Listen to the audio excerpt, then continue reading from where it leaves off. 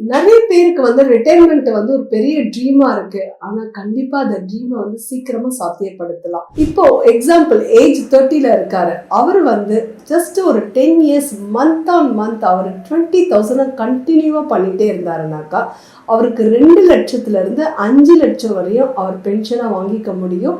12% ரிட்டர்ன்ஸில் அதை கண்டினியூவாக நம்ம இன்வெஸ்ட்மெண்ட் பண்ணியிருந்தா எப்படின்னு பார்க்குறீங்களா? வாங்க நம்ம கேல்குலேஷன்ஸை பார்க்கலாம். அவர் வந்து 30 ஏஜில் இருக்கவர் 10% ஸ்டெப் அப் பண்ணிக்கிட்டே இருந்தாருன்னா 55 வயசில் அவர் மந்த் ஆன் மந்த் 2 lakhs அவர் சிஸ்டமேட்டிக் வித்ட்ராவல் மூலயமா பென்ஷனாக அவர் எடுத்துகிட்டு இருக்கலாம். அவருடைய கார்பஸ் எவ்வளோ கிரியேட் ஆகிருக்குன்னா அந்த டைமில் 3,65,00,000 இருக்கும்.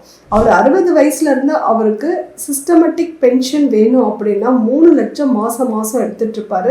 அவருடைய கார்பஸ் கிரியேட் ஆகிருக்கிறது 6,44,00,000. அதே இன்னும் ஒரு 5 வருஷம் அவர் தள்ளி போட்டு அவர் எடுத்திருக்காரு அப்படின்னா அவர் மந்த்லி 5 லட்சம் அவர் வந்து பென்ஷனை அவர் எடுத்துக்கலாம்.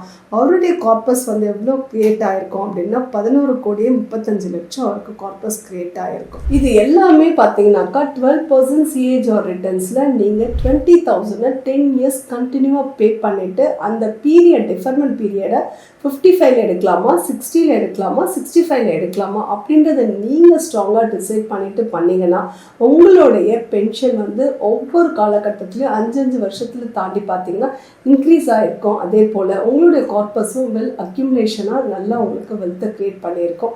இதை நீங்கள் ரிட்டைர்மெண்ட்டுக்கு சீக்கிரமாகவே பிளான் பண்ணுங்கள். இந்த மாதிரியான இன்ட்ரெஸ்டிங்கான வீடியோஸ் உங்களுக்கு ஃபர்தராக வேணும்னா எங்களுடைய யூடியூப் சேனல் அனிதா மோகன் சப்ஸ்கிரைப் பண்ணுங்கள். அனதர் இன்ட்ரெஸ்டிங் வீடியோவில் நான் உங்களை மீட் பண்ணுறேன். Until then, bye from Anita Mohan.